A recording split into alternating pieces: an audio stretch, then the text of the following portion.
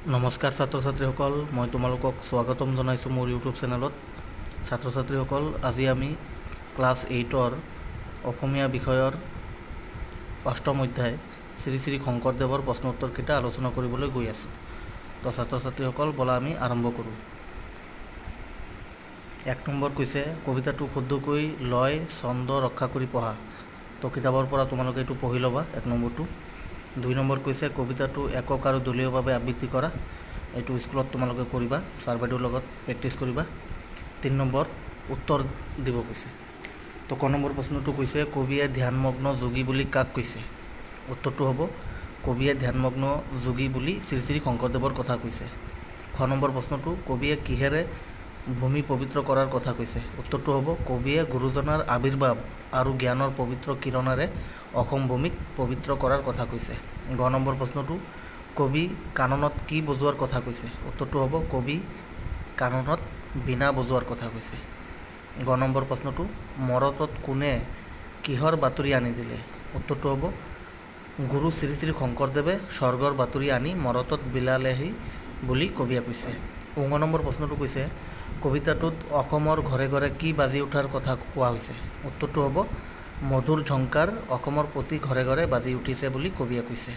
4 number প্ৰশ্নটো, কবিতাটোৰ মূল কথাখিনি গদ্যৰে লিখা। তোমালোকে নিজে চেষ্টা কৰিবা, এইটো নিজে চেষ্টা কৰি লিখিবা। তো 5 নম্বৰ প্ৰশ্নটো কৈছে, তলৰ আঁচ টানা শব্দবোৰৰ অৰ্থ সোঁফালৰ বান্ধনিৰ ভিতৰত দিয়া আছে, সেইবোৰৰ শুদ্ধ উত্তৰ বাছি উলিয়াই লিখা। ক নম্বৰ কৈছে, কোন দূৰ অতীতৰ ধ্যানমগ্ন যোগী তুমি? তন্ময়, বিস্ময়, মহান। উত্তৰটো কি হ'ব? তন্ময়।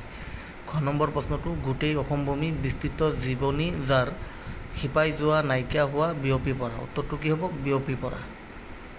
গ নম্বৰ প্ৰশ্নটো, তোমাৰ গৰিমা গীতি হৃদয়ে হৃদয়ে বাজে, যশস্যা গঞ্জনা লাঞ্ছনা। উত্তৰ কি হ'ব? যশস্যা। গ নম্বৰ প্ৰশ্নটো কৈছে, স্বৰ্গৰ বাতৰি আনি দিলা দেৱ মৰতত, পৃথিৱী পাতাল আকাশ। উত্তৰটো কি হ'ব? পৃথিৱী। মৰতত মানে পৃথিৱীত। 6 নম্বৰ বাক্য ৰচনা কৰিব দিছে, পবিত্ৰ কৰ্মবীৰ সদাচাৰ ৰীতি নীতি মৰত মধুৰ। তোমালোকে এইটো নিজে কৰিব লাগিব। পবিত্ৰ কৰ্মবীৰ সদাচাৰ ৰীতি নীতি মৰত মধুৰ, এইকেইটা তোমালোকে নিজে কৰি ল'বা। 7 নম্বৰ কৈছে, কবিতাটোৰ পৰা শব্দ আনি খালী ঠাই পূৰ কৰা।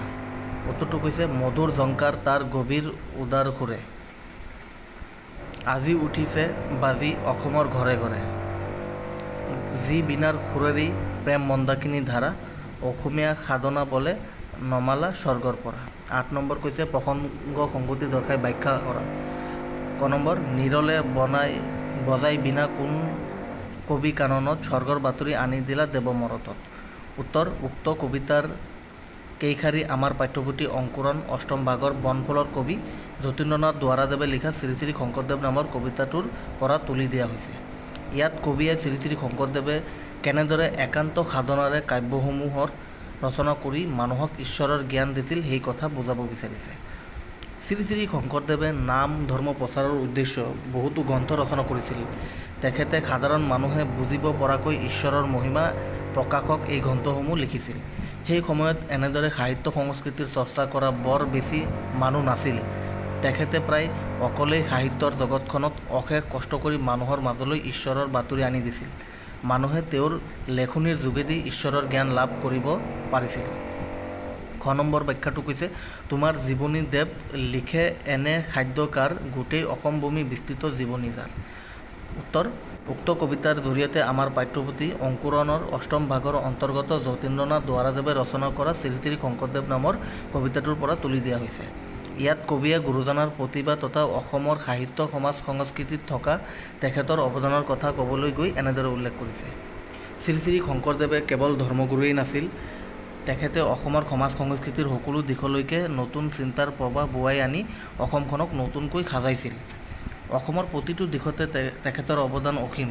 সেয়েহে কবিয়ে কৈছে যে এনে এজন বিশাল ব্যক্তিত্বৰ মহাপুৰুষৰ বিষয়ে আৰু তেখেতৰ অৱদানৰ বিষয়ে কেৱল মাত্ৰ এখন জীৱনীতে লিখি সীমাবদ্ধ কৰিব নোৱাৰি। কাৰণ অসমৰ প্ৰতিজন মানুহৰ অন্তৰতে, প্ৰতিজন মানুহৰ ঘৰতে, সমাজৰ প্ৰতিটো দিশতে তেখেতৰ জ্ঞান আৰু অৱদান বিস্তৃত হৈ আছে। 9 নম্বৰ কৈছে, শেষৰ ধ্বনি মিল থকা শব্দবোৰ কবিতাটোৰ পৰা বাছি উলিয়াই লিখা। উদাহৰণ, তুমি ভূমি। উত্তৰ চোৱা, খাজে বাজে, জ্ঞান দান, ধাৰা পৰা, সুৰে ঘৰে, সদাচাৰ ব্যৱহাৰ। এতিয়া 10 নম্বৰ চমুকৈ লিখিব কৈছে। ক নম্বৰ, স্বৰ্গৰ বাতৰি আনি দিলা দেৱ মৰতত। ইয়াত উল্লেখ কৰা স্বৰ্গৰ বাতৰি কি বুজাই লিখা। উত্তৰটো হ'ব, ইয়াত দেৱ শব্দই মহাপুৰুষ শ্ৰী শ্ৰী শংকৰদেৱক বুজাইছে। মৰত শব্দৰ অৰ্থ যদিও পৃথিৱী, ইয়াত অসম ভূমিক বুজাইছে। স্বৰ্গৰ অমৰ কাহিনী মহাপুৰুষজনাই ভক্তি ধৰ্ম সাহিত্য সংস্কৃতিৰ অমৃত ধাৰা বোৱাই অসম ভূমিক পবিত্ৰ কৰাৰ কথা কোৱা হৈছে। খ নম্বৰ কৈছে, কবিয়ে উল্লেখ কৰা মতে শংকৰদেৱে অসমক কি দান দিলে আৰু কিহক নতুন সাজেৰে সজালে।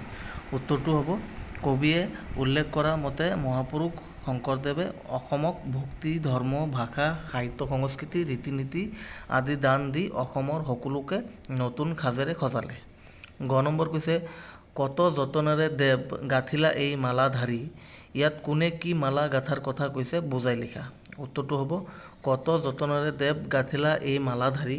ইয়াত মহাপুৰুষ শংকৰদেৱৰ মালা গাঁথাৰ কথা কৈছে।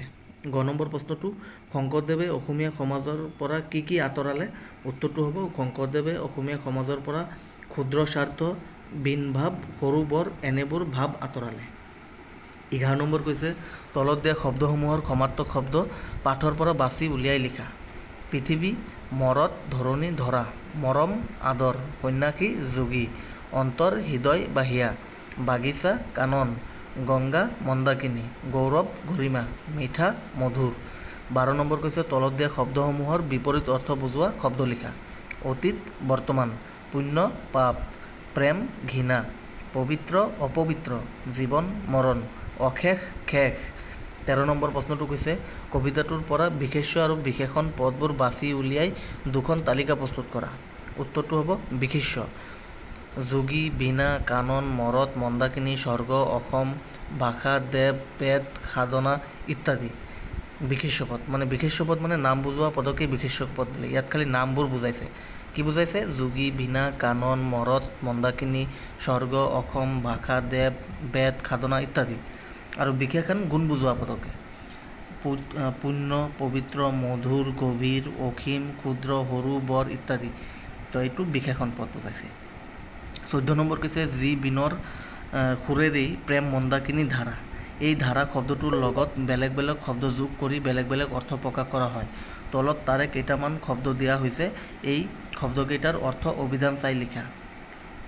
ফল্গু ধাৰা, জীৱন ধাৰা, ধাৰাসাৰ, ধাৰাবাহিক, ধাৰাভাষ্য, ধাৰাপাত। তোমালোকে নিজে কৰিবা এইটো। 15 নম্বৰ কৈছে, এটা শব্দত প্ৰকাশ কৰা।